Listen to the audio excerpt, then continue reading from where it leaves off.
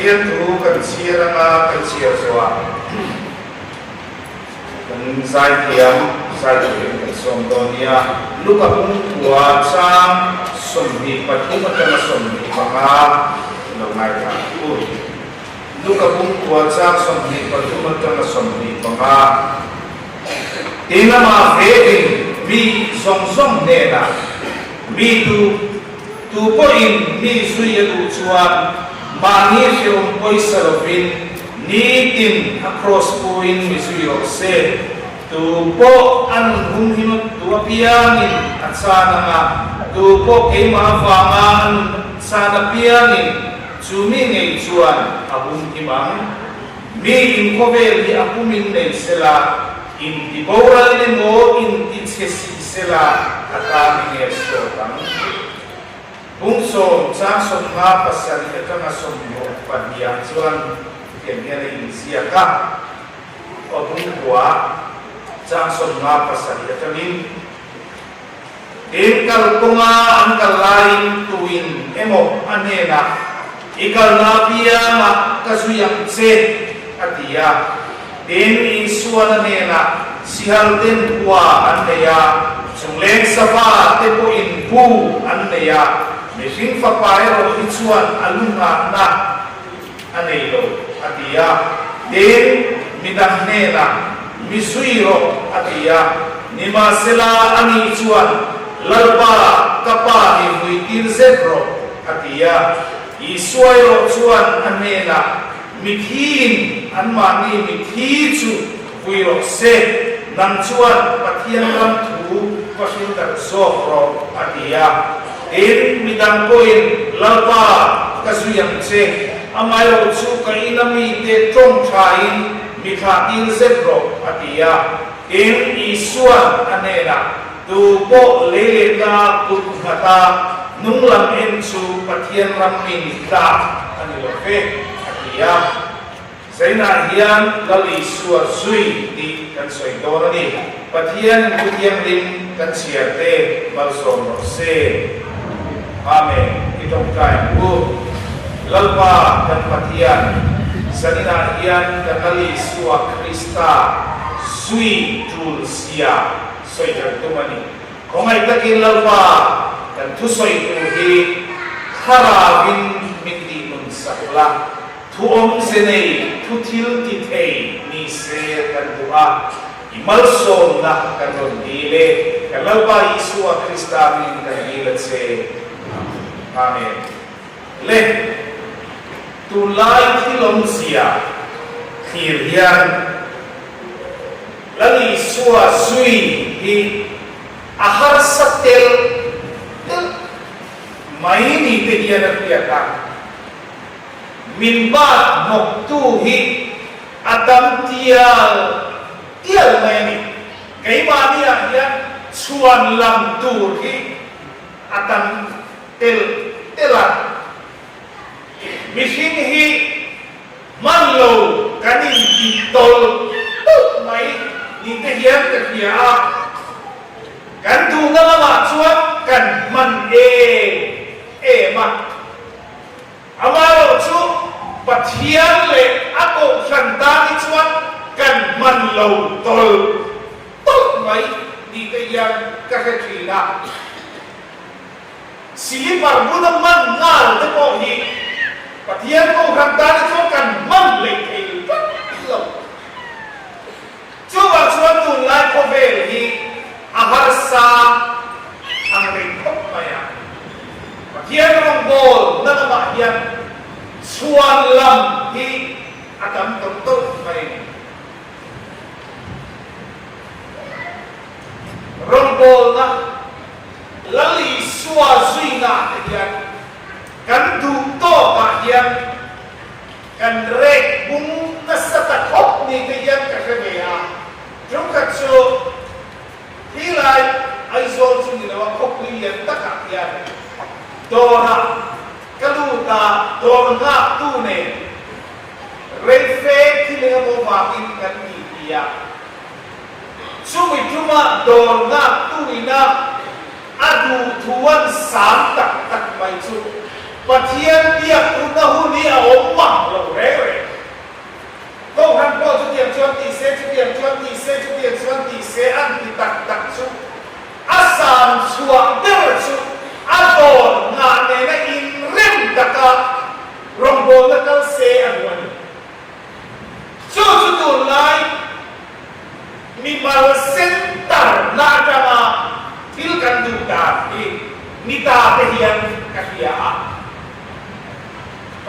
kan haraw salen na ayin kay mani salen na kan ngai koy mo a lali suan aba kan sui na ko ma atil puso mani impat ati lain asui tutur zokyan tutang lian kanan lega kanan sama kanan tungting waya rabrikan kamal maya kan sui tur zok kani alalo siap su nang imam nang maungan Tuhan lawi kan siap nala lawi sua sui kan tihian keima comfort zone keima nanduang kati sin kadu sinahian zui tu kan tirengem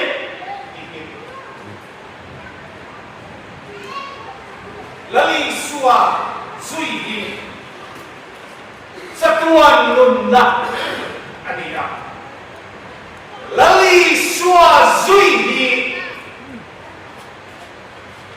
sandam da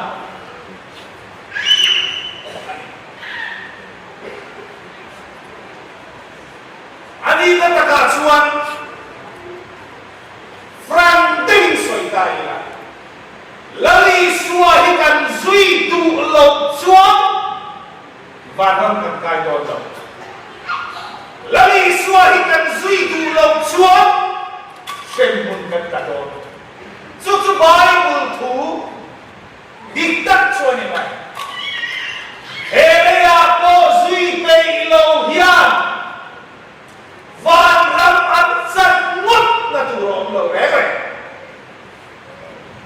ya po zui pe lo zui du lo mina van ram an san ni chuan lali suak ka lo ka lagai na alo ka lagai na ba tik sui du reng lo te sui pen reng lo te hi van ram ka se an ta shin muna ni ka se leya o patian pak pe lo va na ne kuru han ni chuan lali sua sui hi lali sua khokan ngai koi mo an ngai ko vela hian thut in min nang vela thi thut lo theng thut lali sua lal zia thunai zia alo la thut mày chuan lali sua sui hi athamoi mut mày lali sua sui turin o ta ni tur chuan ala ka hian pro angaya zor angaya zor tur chuan kalau bilang limna to kan mengoa kalau cum min lo kita lali sua sui apa yang leng kalau besar lo cuan lali sua sui alo harus sebut main masih lai ongela hian lali sua sui kalau besar kan may sini cuan kan zor silo cuan zui lo kan cuan mayang cuma cuan zan masapira kan soyang kan kay mali po ikanil lan feanga kan tilui feanga lampari kan dulu yang kan zui yang kalawin nilo susoran cucutulai kalau kampung ada patologi cuan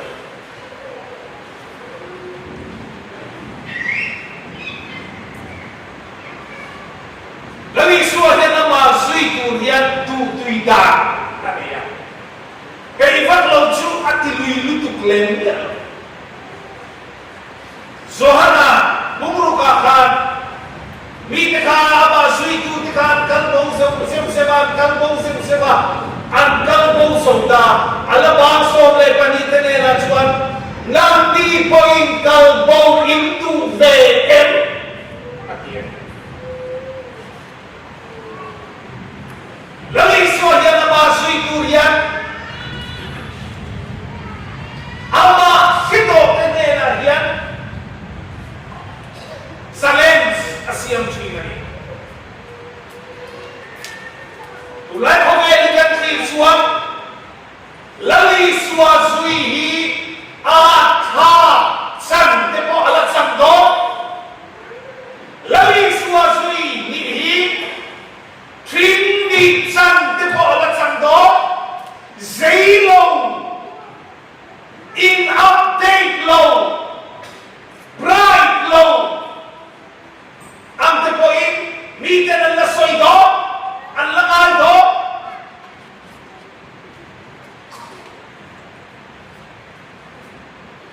chung song zonga chuan lali suan aman beve ng turin ni tuani lali suan aman beve ng turin mintian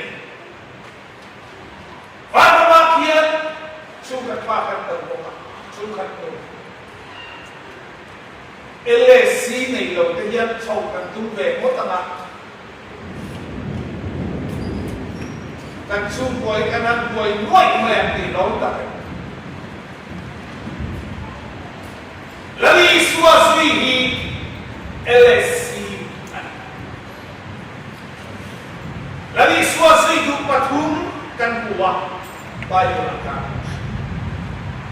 pakat kambal pakat alukal tortura pakat naksuan alukal tortura kasuyang se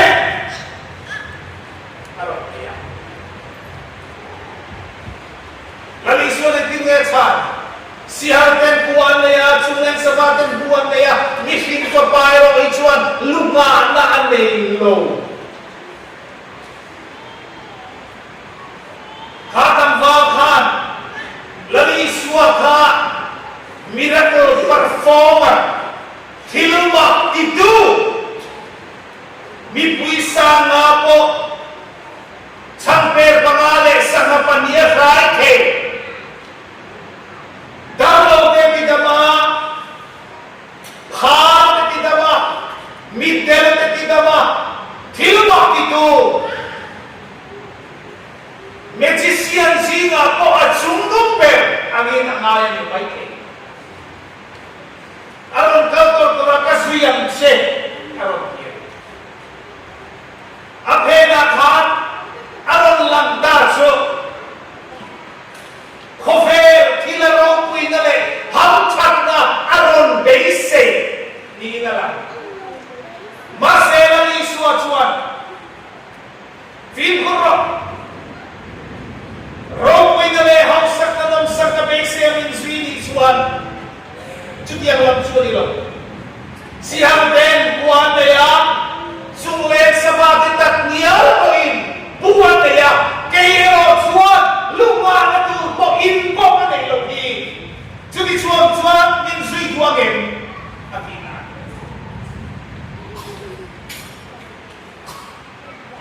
Lalu suat sana ya.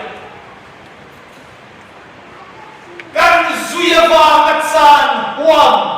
Min putan kan zuya bahat san huam kan sana tinggal dilo lali suwa suina hiat san kan huam tu rani tinggal iso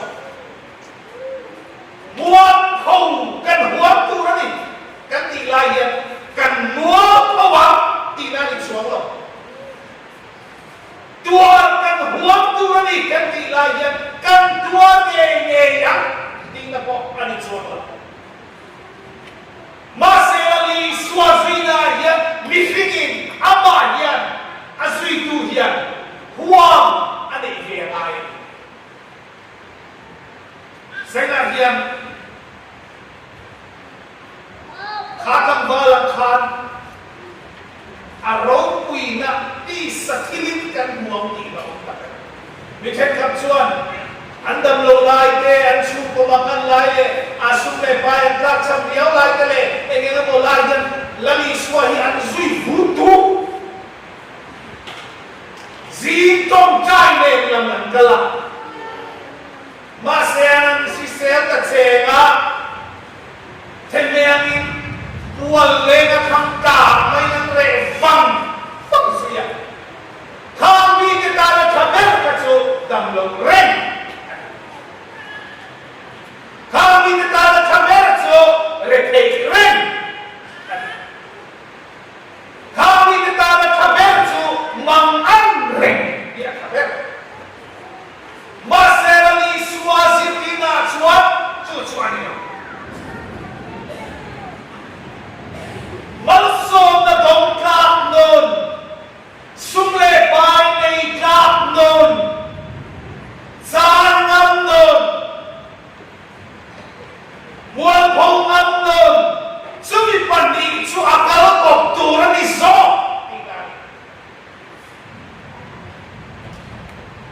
kam sini na ka nagwal pagkakaray to ko pa kan soya ba ani kita kian ka din ve na samal so nahi heti tak kian ka dila ma semal min so dulo kapia asune sin so lawa asune sin so lawa amanun ka dudadan amang ve kawa ma semal so na ka chu adil ve na sa cuma kasoi kala hian kan pathian hian khupa khu malkan som team ti se sumle pai nei lo hin itan chuan bal so dan kro khat te tu chong zela ki pui dai to pathian definition pathian fiala malso la fiala dan chuan sum nei lo ni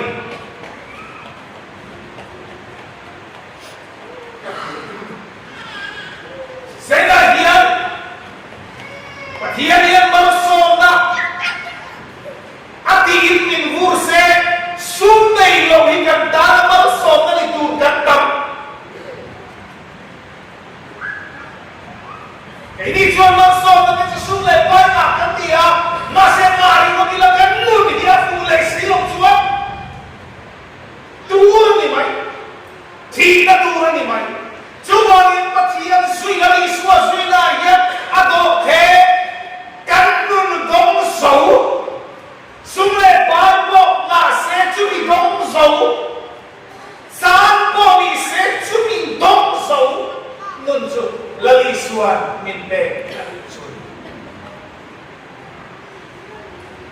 Jangan kau kau ni lah, mi mai.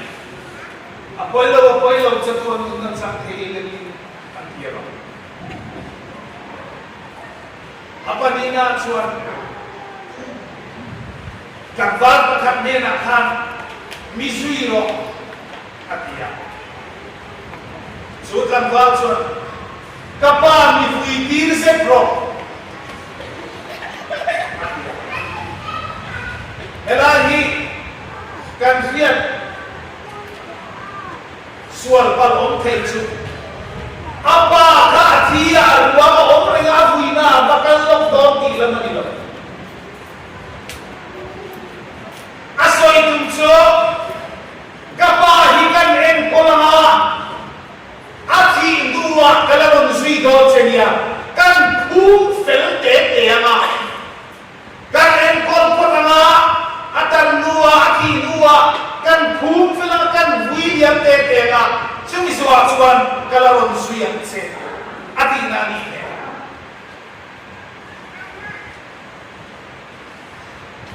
ali suwa tu soi ni mithi chuan mithi William ege om sia Misui duri chuan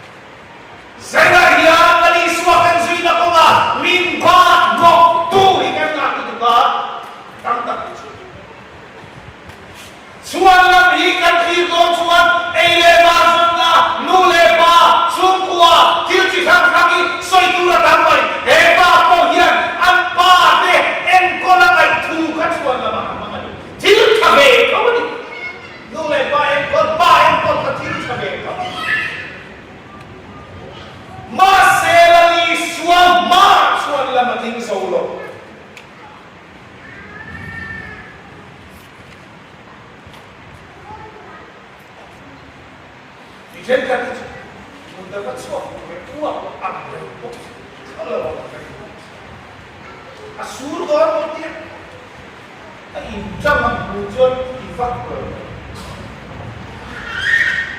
adai so yon lo ni ma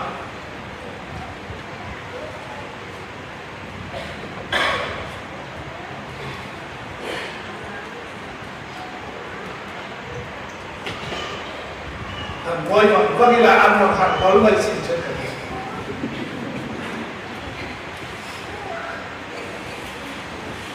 Mithen ka, nuthen ka, pathen ka ito. Kan fate,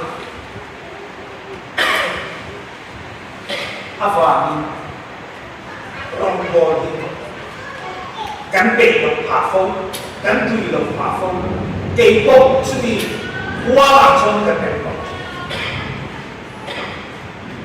thiên ra đi mà riu rùa đào ác dụng thiên nó trên bốc cái này thiên tu soi đàn đón giản tu đặt mây và thiên tu soi đón giản đặt mây phật phá đồng lùi nuôi aron koi lea boy na lea on zon do jon pul kita atu so chu arvia lo kakatia mase lali suwa tu so ya ali chuan min zui na ko ga hian ka rong bol na ko ga hian chu ko hi chuan lam siam re su ti ve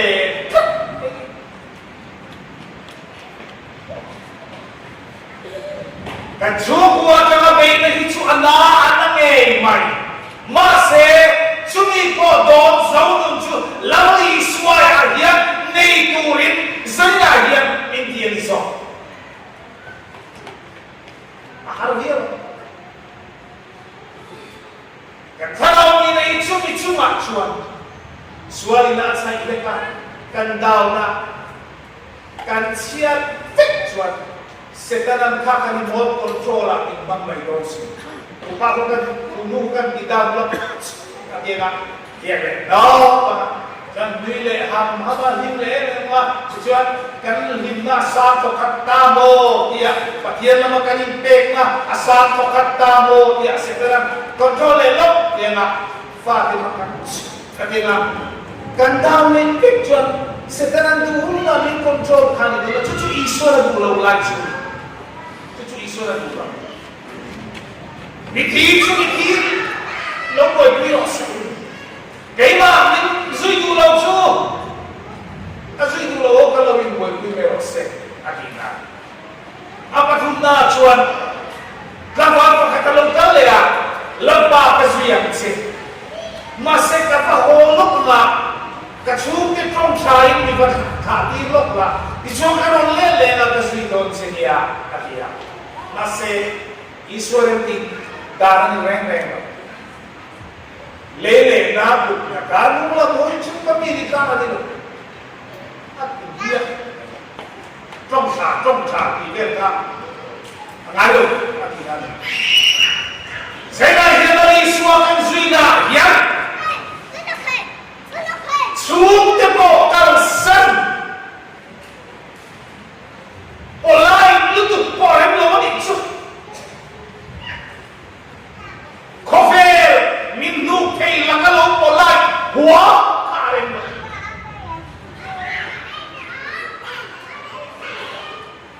ulai kofer la hian kai kon to ulai kofer la hian li suwa kan suina ko hian min sui ti na dal tu suang lam turi ain buk tua ke tupa kan siam chok le ser ko ka athen chu ei son na ba chumi ba nang ba ko kan lo ai to ro nang ba kan ei son na ina ien ki ba kan lali suwa sui kan suan lam ni a tam to an kan dor ba kan chumi kami ba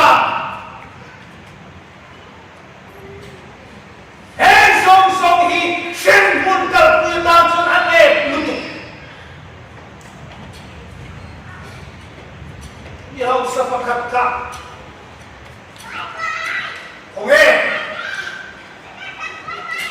ai sẽ thu lại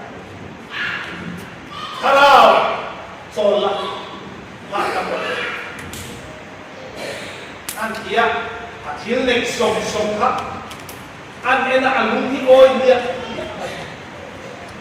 mase tutsak alo mi a zanina yen inum na laksak ko itil de suat ka tu ta nge aron Sehingga dia lagi suakan suina tahu kay tutam takawa.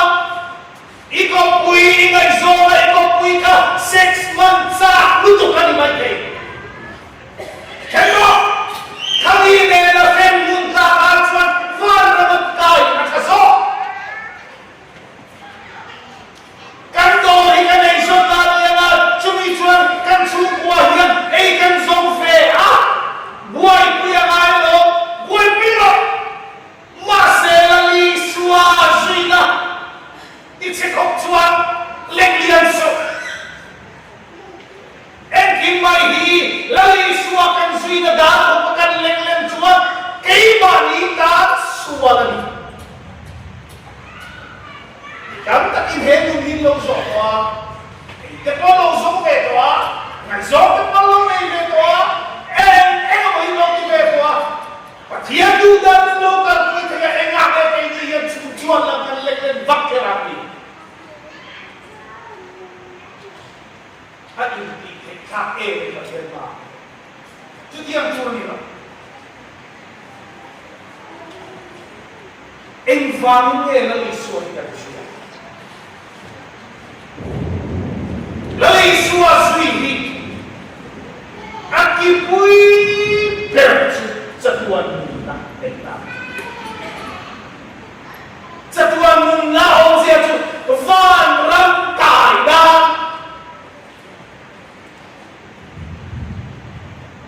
ovela tak lagi suatu dunia lagi sudah kan so naik kuasa aku atai Mohon mereka saling naik kuatnya. Dari suatu dunia lalu dia cai. Hele aku yang lali suatu dia cai. Tiga cai lagi. Jadi lalu cuma insai lu samsi lalu. Ramai lembah. Lali suatu fail tak boleh fail tak kira orang rela doa lalu tak boleh. Ama zui dulu cuma ngesoi lagi ngesoi yang om siapa ni lawan aron fengalon zui film yang lon wan ada ya zui lon film zui dulu dia film lagi fengalon cucu ni film le ni baik ni nanti kacui baik saya dia lagi suatu itu lihat ini sem maksud imur cuai maksud zui bayar bagian itu dah keluarkan ni ada ber di vedang ila itu kan pembeli katakan puan katakan tiwi katakan sarau pun ini macam ni bom kesedok kok Lai film sia film iswa sui apun via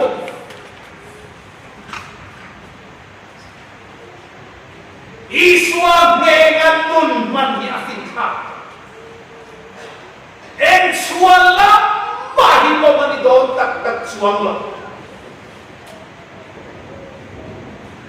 tinggal sanai lo bila iswa isui kayo Di sila pathupukan soya po ka kalsan na ilang inali soya suy kilo inay. Kalsan lumang box. Zuin kalsan lumang box. Ipan may chairman kolong na vangatlan na ko nga kalsan lumang sila. Lalay suwa kuwa pet-petaw sila. Kentak-tak mam sila. Zumin nun siya takatsuan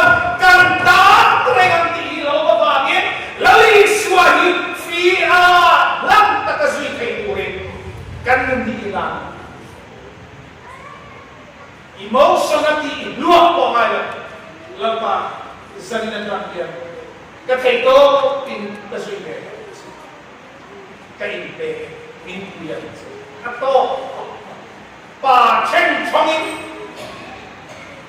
Mituinen, naptuinen, min pen kuyan di po ngay kayo.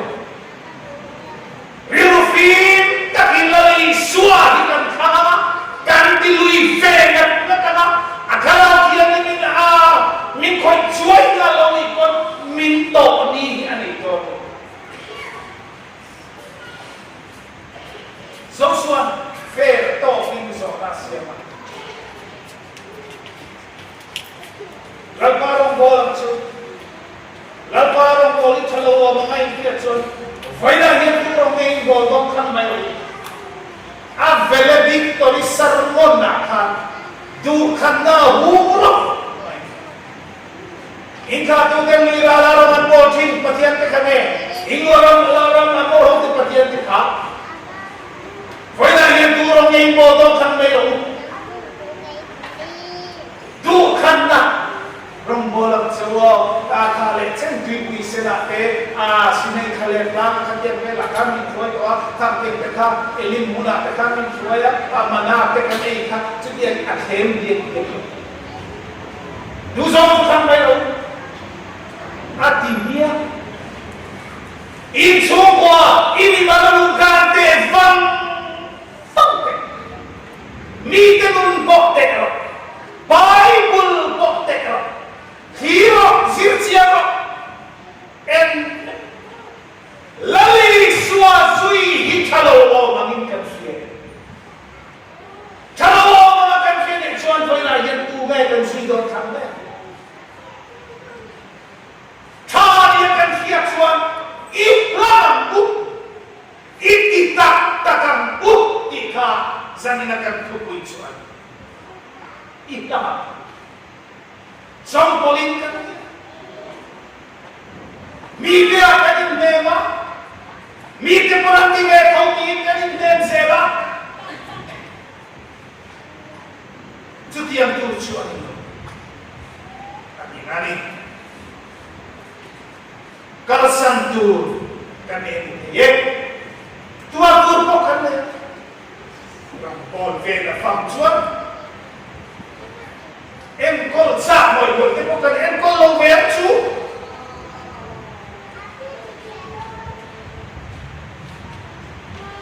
Tidak boy boy bukan di kayu bercu. Akan televelo.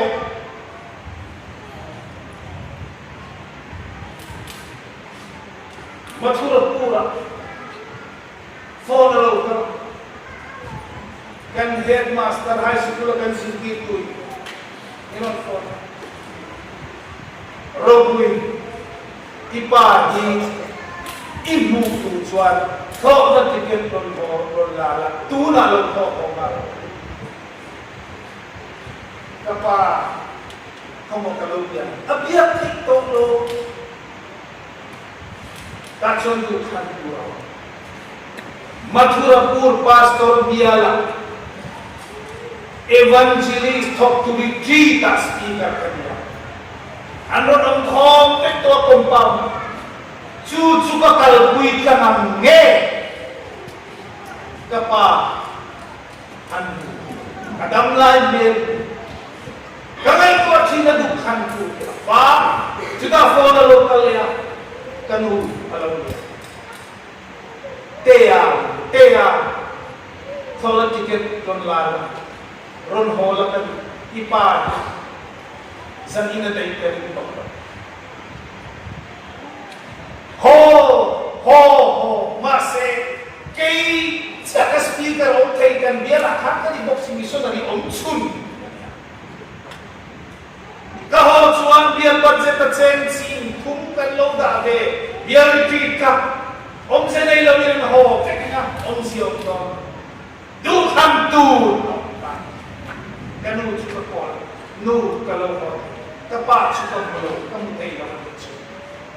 Biar akhir-akhir retreat kerana. Kalau hotel ni program ni accept dan nampak orang boleh dia isiat dia kan. Kalau holo maya.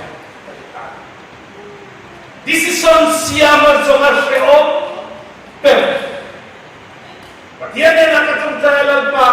program su sok kapan ngelo so la ba chi la donia kania ala su a min chang ve kania min chang ve chuan program su kan ne ya kan te la lo ta kan chuan phone la lo la kan se la ma chuan kan ba ma evangelist ke tok tu song man ma ni po san po ha ta chuan phone su kan na ki pa su kan ta Minha tata sober kan pakai kan lautan sukses di mana itu masih pakai itu. Kita jual pakai sukan dim tan lepas kepahi rayban lau lautan sukses di aharsan ini teh lautan ni tekatnya.